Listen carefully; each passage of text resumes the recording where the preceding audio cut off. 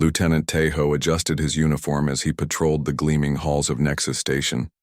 The massive space station served as a hub for travelers from across the Galactic Confederation. Taeho took pride in his position. As a security officer, from the planet Nara, he represented the might of the Confederation, the undisputed rulers of the known galaxy for over 3 centuries. Today marked Taeho's 5th year of service. His superiors had praised his dedication and strict enforcement of regulations. Some called him harsh, but Taeho believed order must be maintained, especially when dealing with lesser species. The main concourse buzzed with activity. Traders from a dozen worlds haggled over exotic goods. Diplomats in flowing robes discussed politics in hushed tones. Service robots glided between tables, delivering food and drinks to the station's many visitors. Taeho's attention fixed on a figure, sitting alone at a corner table. An old human male. The sight immediately irritated him. Humans were rare in Confederation space. Most stayed in their small corner of the galaxy, content to develop their primitive technology on their homeworld and a handful of nearby colonies. The Confederation classified them as a Level 3 species, capable of limited interstellar travel, but lacking the advanced sciences that defined truly civilized races. This particular human looked out of place in the station's high-end sector. The area was typically reserved for Confederation officials and wealthy merchants, not backwater species who had barely mastered basic space travel.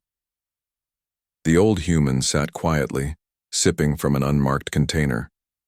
He wore simple clothes, a plain gray jacket over a white shirt, dark pants and worn boots.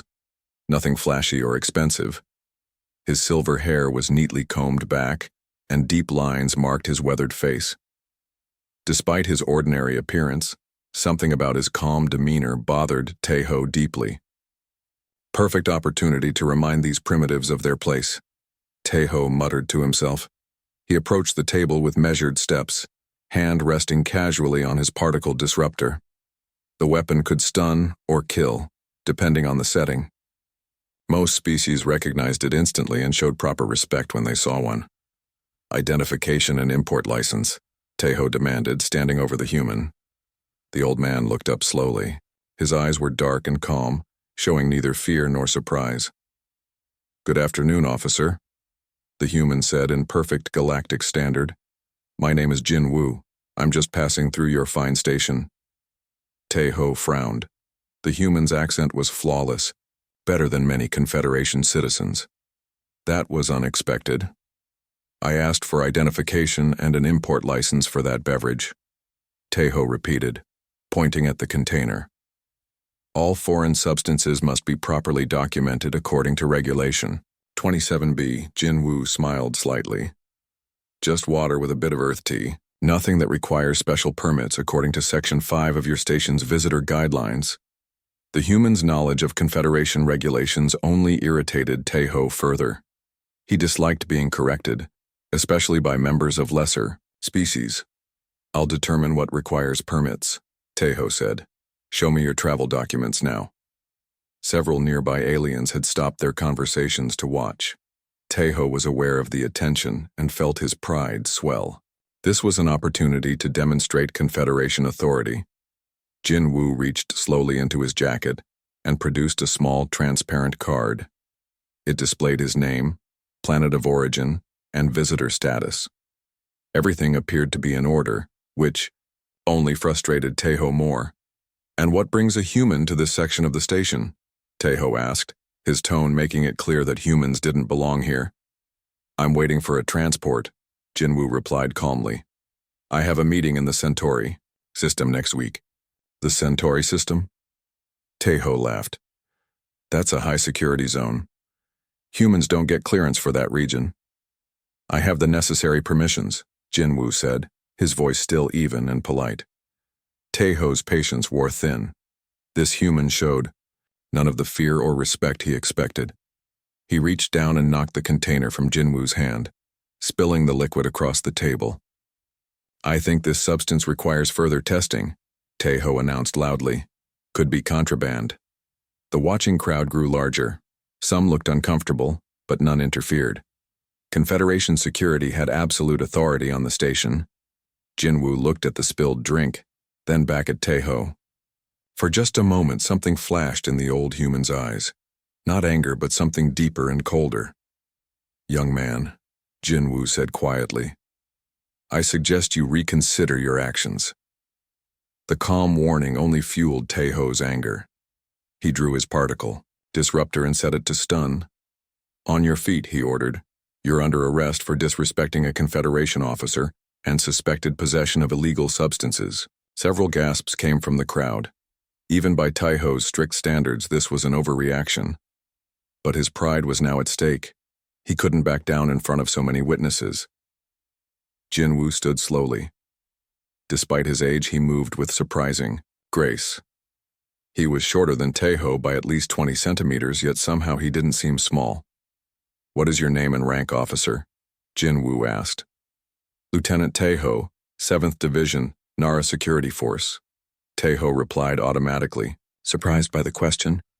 Jinwoo nodded as if memorizing the information. "And your home planet is Nara, correct?" "Yes," Taeho said, confused by the human's interest in these details when facing arrest. "Now move. You're coming with me to the security office." Jinwoo made no move to follow the order. Instead, he reached into his pocket again. Taeho immediately raised his weapon higher. "Hands where I can see them," he shouted. Jinwoo slowly pulled out a small metal disc, no larger than a coin. It bore a simple design, a circle containing an image of Earth with 3 stars above. "Do you know what this is, Lieutenant?" Jinwoo asked. Taeho looked at the disc with suspicion. "Some human trinket. Drop it and put your hands behind your back." "This identifies me as a human diplomatic observer under the Munich Protocol," Jinwoo explained. "Your superiors would recognize it." "I don't care about human protocols," Taeho sneered. "The Confederation makes the rules here." Jinwoo sighed and carefully returned the disc to his pocket. For the first time, he looked truly sad. "You have exactly 2 hours to make this right, young man," Jinwoo said quietly. "After that, there's nothing anyone can do for your world."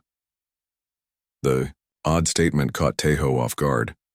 It sounded like a threat, but how could an old human from a backwater planet threaten a Confederation officer? "Are you threatening me?" Taeho asked, his finger tightening on the trigger of his weapon. "No," Jinwoo replied. "I'm giving you the standard diplomatic grace period. 2 hours to correct your mistake. For your sake and the sake of everyone. On Nara, I hope you use it wisely." With those words, Jinwoo stepped past the stunned officer and walked calmly through the parting crowd. He moved with purpose, like someone with important business to attend to. Taeho stood frozen, particle disruptor still raised. Something about the human's warning had sounded sincere, not like the empty threats he'd heard from detained aliens in the past, but like a simple statement of fact. The crowd slowly dispersed, some casting worried glances at Taeho. A few seemed to recognize the diplomatic disc Jinwoo had shown and looked genuinely alarmed. Taeho holstered his weapon, trying to shake off the strange unease that had settled over him. What could one old human possibly do to a Confederation planet? The idea was laughable. Still, as he resumed his patrol, Taeho couldn't forget the look in Jinwoo's eyes. Ancient eyes that had seen things Taeho couldn't imagine. 2 hours, the human had said. What could possibly happen in 2 hours? Taeho marched through the gleaming hallways of Confederation headquarters on his home planet Nara.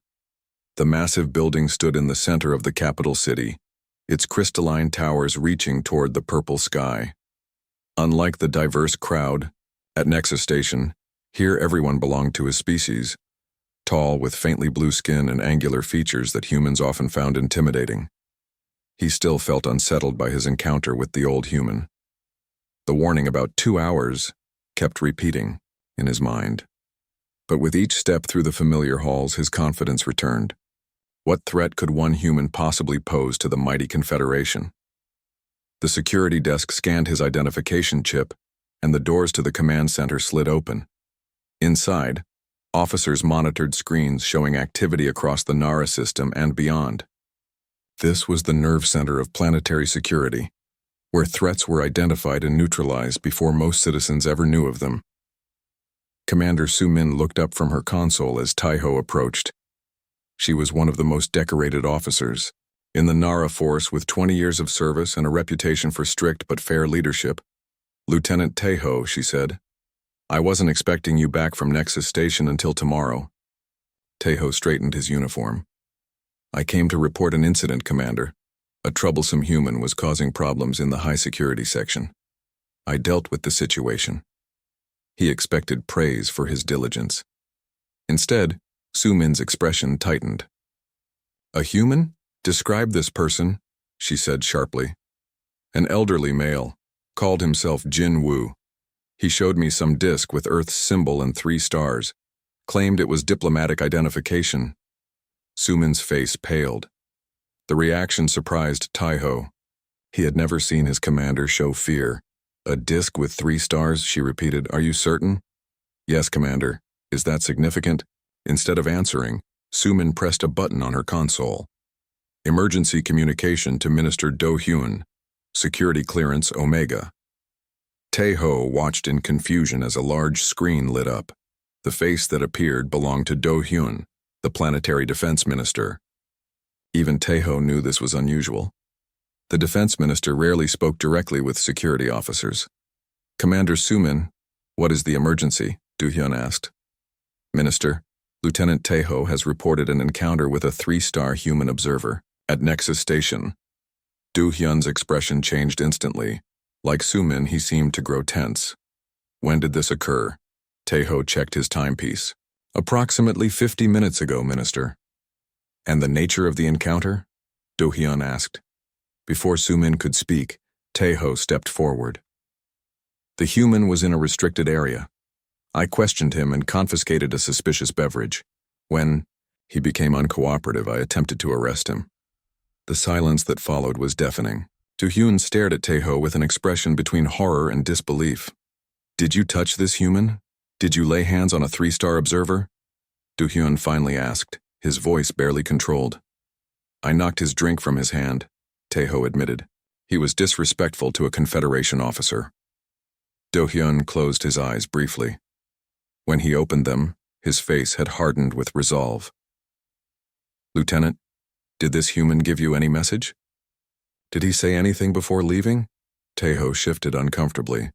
"He said I had 2 hours to make it right, that after that, there would be nothing anyone could do for our world."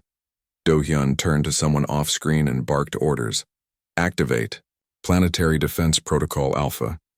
Contact Earth diplomatic channels immediately. We have," he checked the time, "approximately 1 hour left of grace period." Tai-ho looked between his commander and the minister. "Grace period? I don't understand. It was just one human. The Confederation has faced much worse threats than—" "Silence!" Do-hyun's voice cut through the room. "Lieutenant, you have no idea what you've done." The minister took a deep breath and continued more calmly. "Commander Su-min, please explain the situation to your officer while I attempt damage control." The screen went dark. Su-min motioned for Tai-ho to follow her to a private briefing room. Once inside, she sealed the door and activated a security field that prevented any listening devices from working. "What you're about to hear is classified information," Su-min began. "Information that very few in the Confederation know." She touched a panel, and a holographic image of Earth appeared, rotating slowly in the center of the room. "Humans are not what you think they are," she said. "The public image of humans as a primitive, emerging species is carefully crafted. By them, not us." Tai-ho frowned. "I don't understand. Earth is not a young civilization. It's one of the oldest in the galaxy." The hologram changed to show various human achievements, including massive structures that dwarfed anything the Confederation had built. Long before our ancestors achieved spaceflight, humans had already explored most of the galaxy, Su-min continued. "They have technologies we can barely comprehend, but centuries ago they chose isolation. They withdrew to their home system and a few nearby colonies." "But why?" Tai-ho asked. "If they're so advanced, why hide it?" "Because they grew tired of war," Su-min said simply. They had seen too many young species destroy themselves with advanced weapons. They decided to step back and let the galaxy develop naturally, only maintaining observers to monitor potential threats. The hologram changed again, showing the same disk Jin Woo had displayed. This is the mark of a human diplomat under what they call the Munich Protocol. 1 star means a cultural observer. 2 stars, a scientific observer. 3 stars marks the highest level, an intervention observer with full authority to act on behalf of Earth. Taeho laughed nervously. You expect me to believe that humans are some kind of advanced guardians? Their ships are primitive, their weapons are basic. What you see are disguises, Su-min said. The ships they allow us to see are designed to blend in. Their real fleet. She paused. Let me put it this way. The last species that truly angered Earth was the Krell Empire. Do you know what happened to them? The Krell? Taeho searched his memory. They disappeared about 200 years ago. Their home system was destroyed by a supernova. That wasn't a natural supernova, Su-min said quietly. Taeho stared at her. You're saying humans destroyed an entire star system? That's impossible. What's impossible is surviving what's coming if we don't fix your mistake, Su-min replied sharply. The 2-hour window is part of their protocol. They always give time for diplomatic correction before they act. In another part of Nexus Station, Jin Woo walked calmly to a secure communication chamber. The guards at the door recognized his identification disc immediately and stepped aside with respectful nods. Inside the chamber, Jin Woo activated a communication device unlike anything used in Confederation space. It created its own subspace, pocket, making the transmission impossible to track or intercept. A woman's face appeared on the screen. She wore a simple uniform with no visible rank, but her bearing suggested great authority. Observer Jin Woo, she acknowledged. Your report is early. Admiral Han Buell, Jin Woo said with a slight bow. I must report a protocol violation. A Nara security officer attempted to detain me. Physical contact was made. Admiral Han Buell's expression remained calm, but her eyes hardened. Was the standard warning issued? Yes, the 2-hour grace period began 53 minutes ago. Understood. The response fleet is already in position. Standard procedure will be followed unless diplomatic correction occurs. Jin Woo nodded. I had hoped this assignment would remain peaceful. As did we all, Han Buell replied. But the protocols exist for a reason. Humanity's observers must be inviolate or the system fails. The communication ended. Jin Woo sat quietly in the chamber, his ancient eyes filled with sadness. Despite centuries of service, he took no pleasure in what might soon happen to the planet Nara and its billions of inhabitants. On Nara, Taeho still couldn't believe what he was hearing. Despite Su-min's explanation, the idea that humans could threaten the Confederation seemed absurd. With all respect, Commander, this sounds like propaganda, he said. If humans were so powerful, why would they allow the Confederation to exist at all? Su-min's expression was grim. Because they only act when provoked. And now, Lieutenant Taeho, you have provoked them. 1 hour and 40 minutes had passed since the encounter on Nexus Station. On the planet Nara, the sky remained its usual purple, the twin suns shining brightly. Citizens went about their daily lives, unaware of the crisis unfolding in the highest levels of government. In the Planetary Defense Center, alarms suddenly began to sound. Technicians rushed between monitoring stations as strange readings appeared on their screens. Minister Do-hyun called out the chief sensor operator. We're detecting unusual energy patterns in orbit. Do-hyun hurried to the main display. The large screen showed hundreds of small anomalies forming around the planet. They appeared as ripples in space like tiny tears in the fabric of reality. What are they? Do-hyun demanded. Unknown, sir, the operator replied.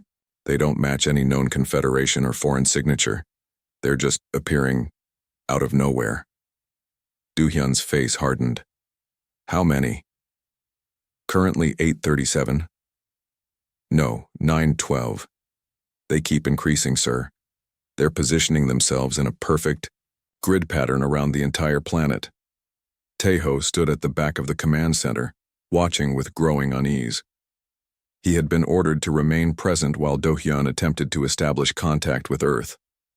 So far, all communication attempts had failed. Every diplomatic channel to human space remained silent. "Target those anomalies and prepare to fire," Do-hyun ordered. The weapons officer looked up in confusion. "Sir, we can't get a lock. The defense systems don't register them as solid objects." On the screens, the number of anomalies continued to grow. Over 2,000 now surrounded Nara, each one perfectly positioned in a complex three-dimensional grid. "Time remaining in the grace period?" Do-hyun asked, his voice tight. 17 minutes, sir," an aide reported. Do-hyun made a decision. He turned to Taeho. "Lieutenant, you will make a public apology transmission on all frequencies. Now." "An apology?" Taeho protested. "To one human? That would humiliate the Confederation." "It would save your planet," Su-min cut in. "This isn't a negotiation, Lieutenant. It's an order." Before Taeho could respond, a new alarm sounded. The main communication screen activated on its own, showing a woman in a simple gray uniform. Her dark hair was pulled back and her expression was calm but serious. "I am Admiral Han Byul of Earth," she said without preamble. "I am contacting you regarding a Munich protocol violation that occurred 1 hour and 45 minutes ago on Nexus Station." The command center fell silent. Do-hyun stepped forward quickly. "Admiral, I am Defense Minister Do-hyun of Nara. We acknowledge the incident and wish to extend our sincerest apologies. The officer in question acted without authorization and will face disciplinary action." Han Byul's expression remained unchanged. "Is the officer present?" she asked. Do-hyun gestured for Taeho to step forward. Reluctantly, he moved to stand beside the minister. "Lieutenant Taeho," Han Byul said, "do you understand what you did?" Taeho looked at the human woman on the screen. Despite everything he had been told, he found it hard to believe that this ordinary-looking person could represent a civilization capable of destroying planets. "I questioned a suspicious person in a restricted area," Taeho replied stiffly. "I was performing my duty." Han Byul's eyes narrowed slightly. "Observer Jin Woo holds diplomatic status under the Munich Protocol. His credentials were presented to you, yet you chose to escalate the situation to physical contact and attempted detention.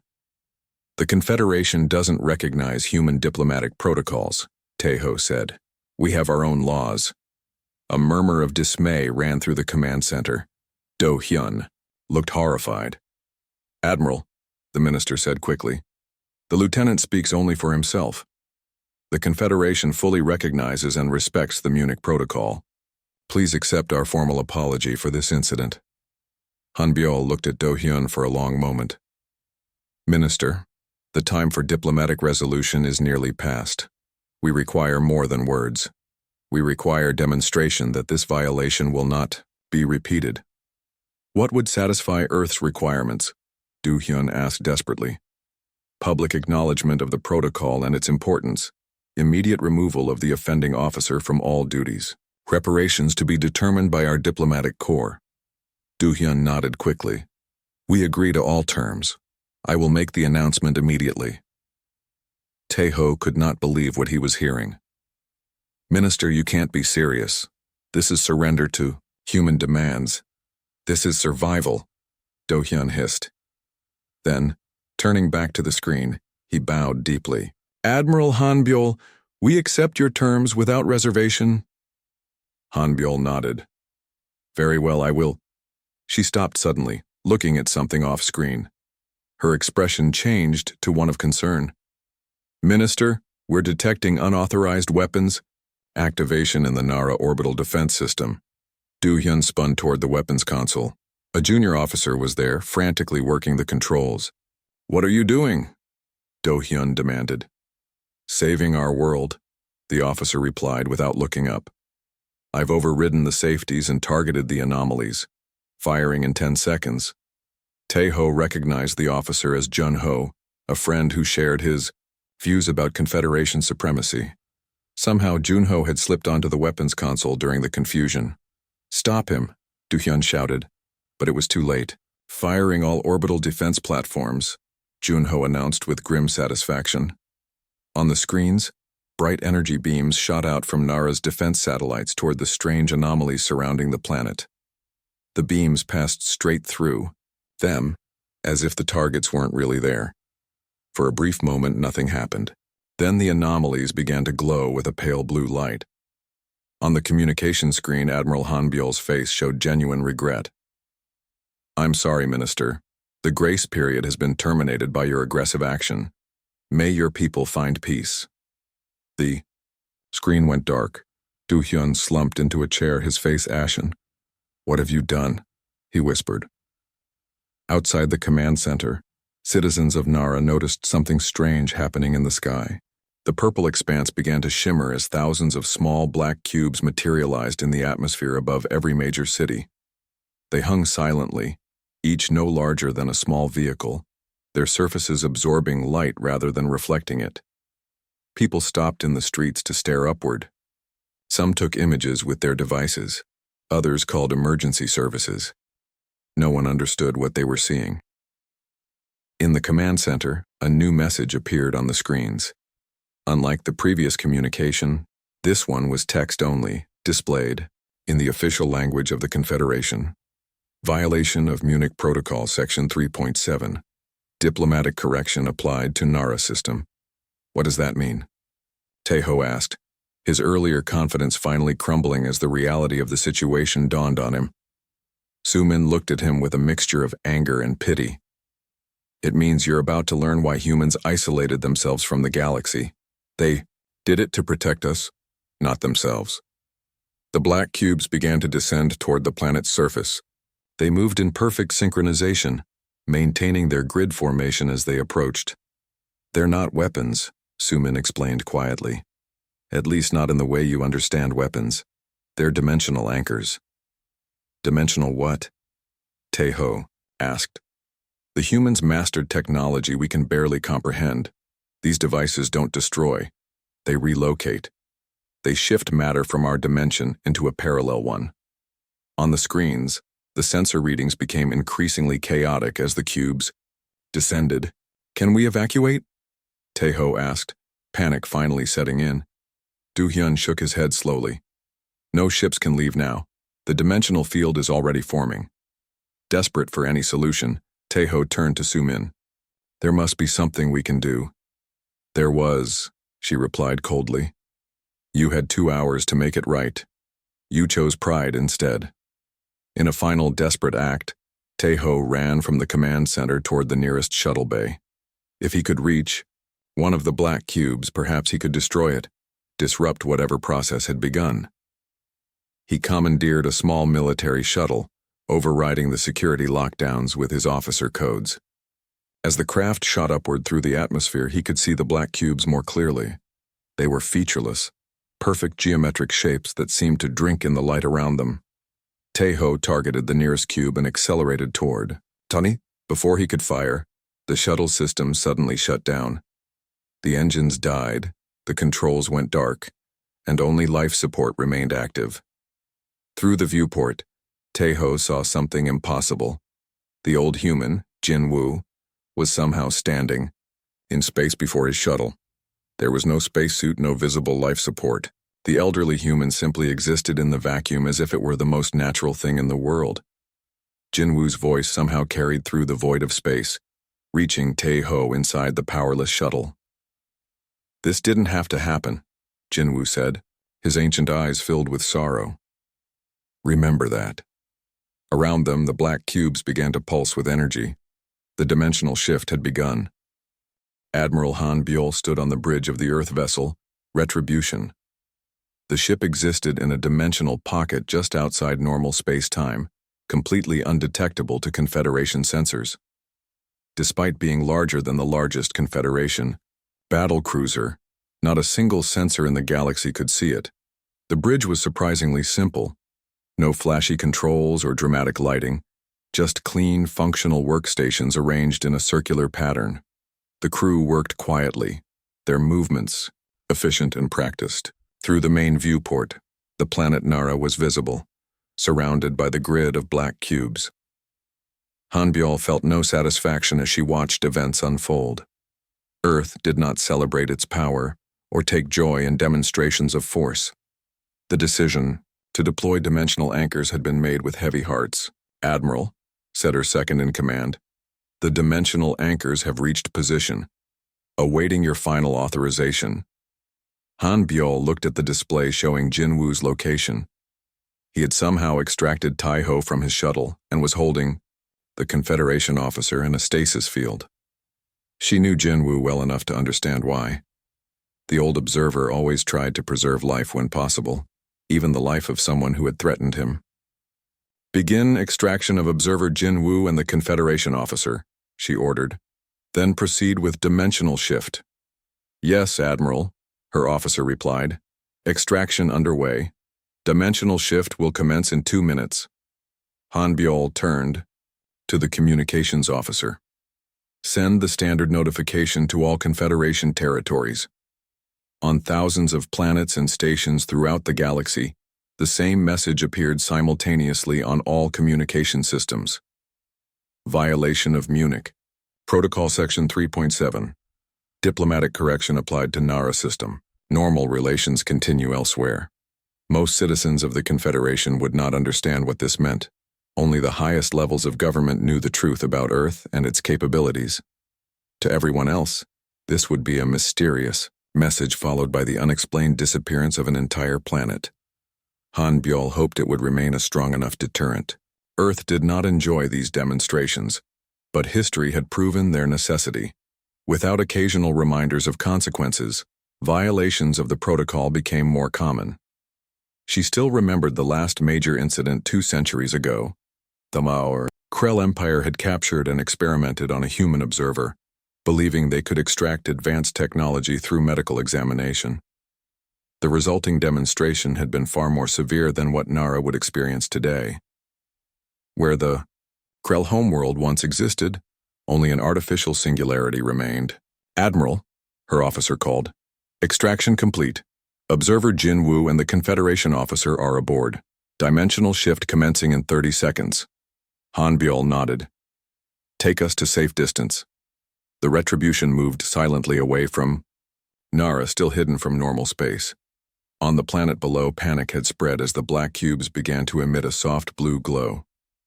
The dimensional field was forming. In cities across Nara, people ran through the streets in terror or huddled together in homes and shelters. Government broadcasts attempted to calm the population, promising that diplomatic solutions were being pursued, but few believed them. The sight of thousands of alien devices descending from the sky made the danger clear. Inside the Planetary Defense Center, Minister Do-hyun sat motionless at his console. There was nothing more he could do. The weapons had failed. Communications with human space had been cut off. His world's fate was sealed. "How long will it last?" Commander Sumin asked quietly, standing beside him. "According to the classified files," Do-hyun replied. "Dimensional shifts vary. Sometimes it's permanent. Sometimes the planet returns after a century or 2. "And the people?" Do-hyun looked up at her, his eyes hollow. "The files don't say. No one has ever returned to tell us."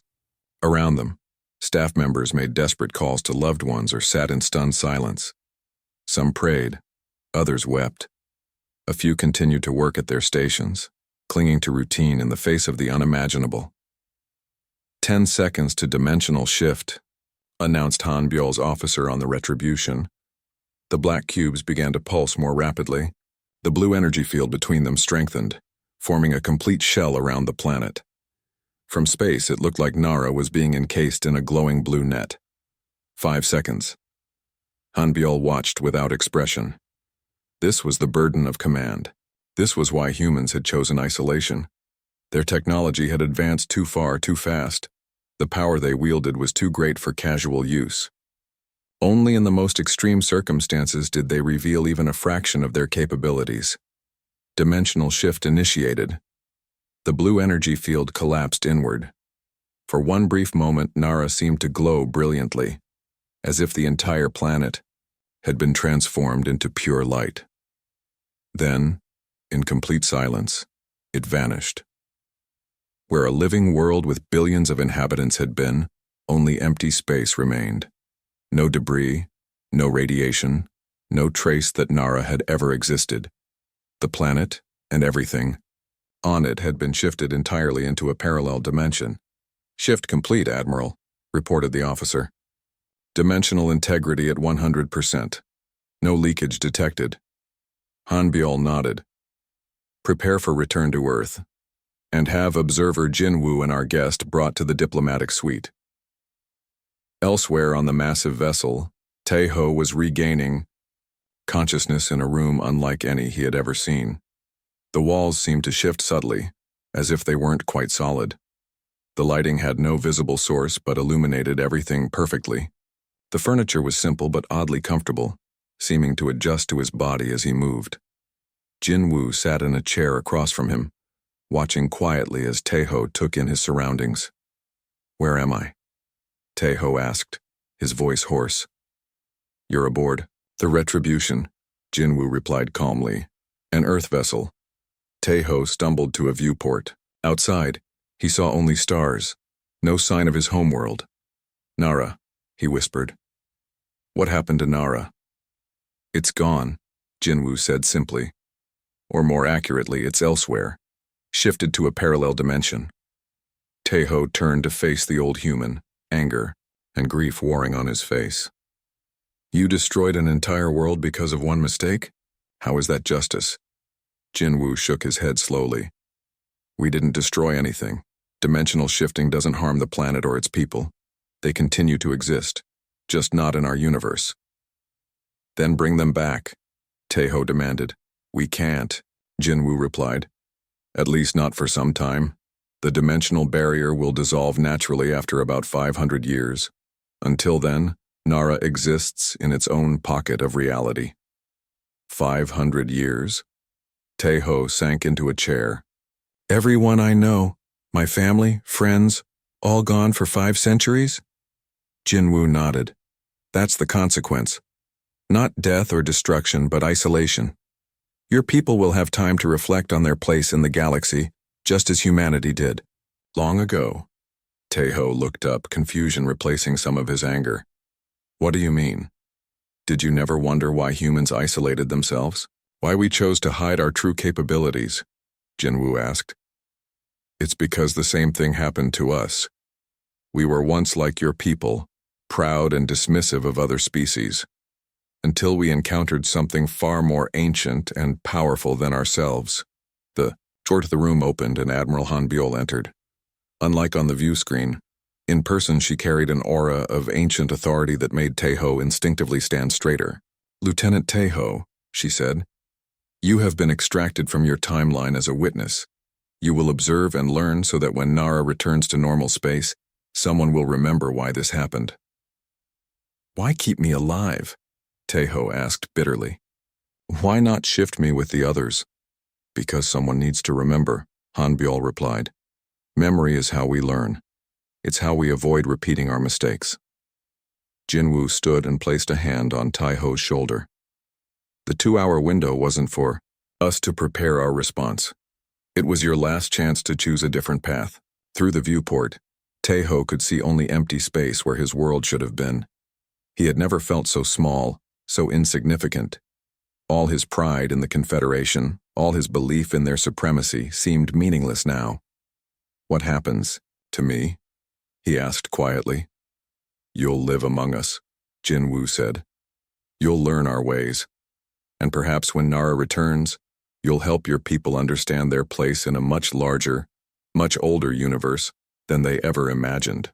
2 hours and 17 minutes after Taeho's encounter with Jinwoo on Nexus Station, the space where the planet Nara had once orbited its twin suns was completely empty. No debris, no radiation signature, no trace that a world of 8 billion people had ever existed there. In its place was only a perfectly spherical void, a bubble of altered space that reflected no light and registered on no sensors. News of Nara's disappearance spread rapidly through the Galactic Confederation. Emergency sessions were called in the Grand Council. Military fleets were mobilized. Fear gripped hundreds of worlds as the same message appeared on every communication system throughout Confederation space. Violation of Munich Protocol Section 3.7. Diplomatic correction applied to Nara system. Normal relations continue elsewhere. In the Grand Council chamber on the Confederation capital world, representatives from 1,000 planets gathered in a state of near panic. The vast circular hall buzzed with frightened voices as delegation after delegation demanded explanations, protection, or immediate military action. Supreme Chancellor Mia called for order, her amplified voice echoing through the chamber. The council will come to order. Gradually, the noise subsided. The Chancellor stood at the center podium, her normally confident posture now rigid with tension. As you all know, the planet Nara has vanished, she began. Our best scientists confirm that the planet has not been destroyed but appears to have been removed from our space-time continuum. Murmurs swept through the chamber. What many of you do not know, Mia continued, is that this event was not unexpected by the highest levels of Confederation government. The murmurs turned to shouts of outrage. Accusations of conspiracy and cover-up filled the air. Silence, Mia demanded. When quiet finally returned, she continued, for over 3 centuries, the Confederation has maintained a classified diplomatic agreement with Earth, known as the Munich Protocol. On a large display above the chamber, documents appeared showing the official treaty text, bearing the signatures of early Confederation leaders and human representatives. Humanity is not the emerging species we have led our citizens to believe, Mia explained. They are among the oldest civilizations in the galaxy, with technologies far beyond our understanding. They chose isolation millennia ago but maintain observers throughout the galaxy. The revelation stunned many representatives into silence. Others refused to believe it, shouting denials. The disappearance of Nara was a response to a protocol violation, Mia continued firmly. A Confederation officer attempted to detain a human diplomatic observer, ignoring both warnings and the grace period provided for correction. She looked around the chamber, meeting the shocked gazes of the representatives. We have received confirmation that Nara has not been destroyed. It has been shifted to a parallel dimension, where it will remain isolated for approximately 5 centuries before returning. How can we trust this? Called out a representative from a world near Nara. How do we know the humans haven't simply destroyed Nara as a show of force? Chancellor Mia gestured, and a new figure appeared on the central communication screen. It was Jin Wu, the old human whose encounter with Taiho had triggered the crisis. Representatives of the Confederation, Jin Wu said calmly, I regret the necessity of what has occurred. The Munich Protocol has stood for centuries as the foundation of peace between our civilizations. Its violation required response, but that response is not destruction. He gestured, and the screen showed complex equations and sensor readings. These are the dimensional coordinates where Nara now exists. Your scientists can verify that the planet and its people continue to live in a separate pocket of reality. When the isolation period ends, they will return to normal space unharmed. Many representatives look to their scientific advisors, who are already analyzing the data with expressions of wonder and confusion. The choice now lies with the Confederation, Jinwoo continued.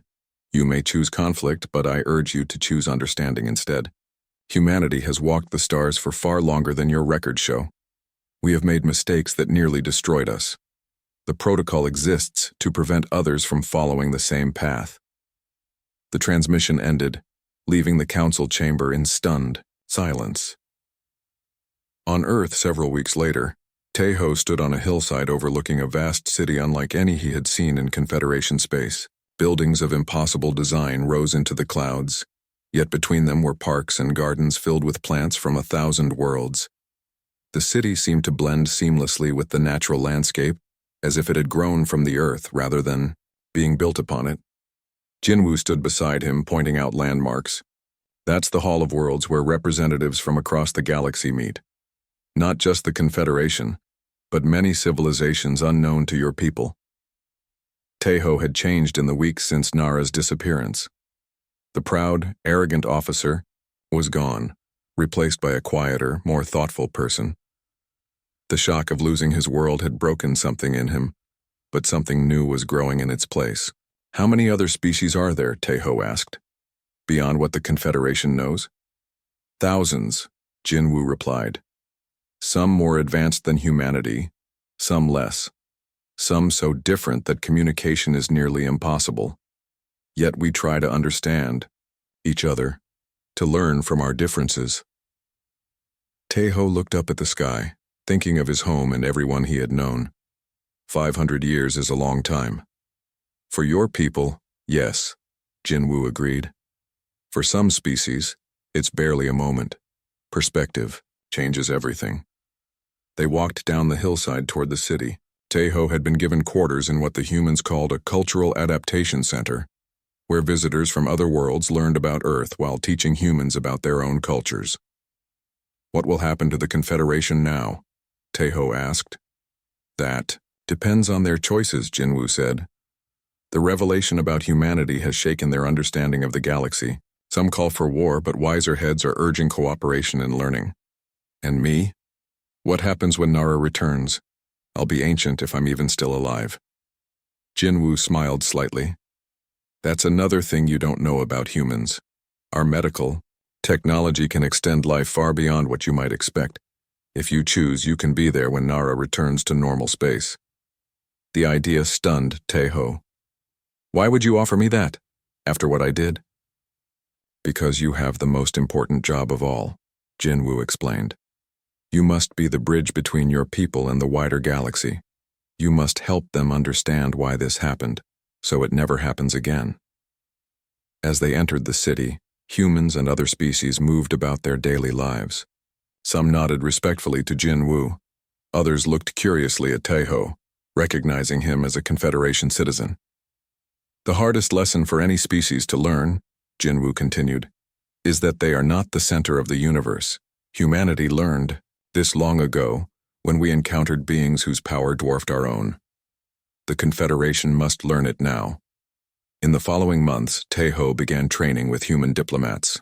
He learned the true history of Earth, how humans had once been as prideful and expansionist as the Confederation, until they encountered ancient beings who shifted Earth itself to a parallel dimension for 1,000 years as a lesson in humility. When Earth returned, humanity had changed. They turned their technology toward understanding rather than conquest, toward preservation rather than dominance. The Munich Protocol was modeled after the very lesson they had received. 5 centuries would pass before Nara returned to normal space. Taeho would be there, his life extended by human medical science, carrying the most important message his people would ever receive. As Jinwoo had told him on that first day aboard the Retribution, true power lies not in dominance but in restraint, not in the ability to destroy, but in the choice to preserve. In the void where Nara had once orbited, the dimensional bubble waited, invisible to normal sensors. Inside, a civilization continued, unaware that their isolation was not a punishment, but a chance to grow beyond what they had been, a gift of time purchased at great cost but given with hope for what they might become. And somewhere in the deep reaches of space, older beings watched humanity guide the younger races, nodding in approval at students who had become teachers, passing on the most important lesson of all: humility before the vastness of the universe.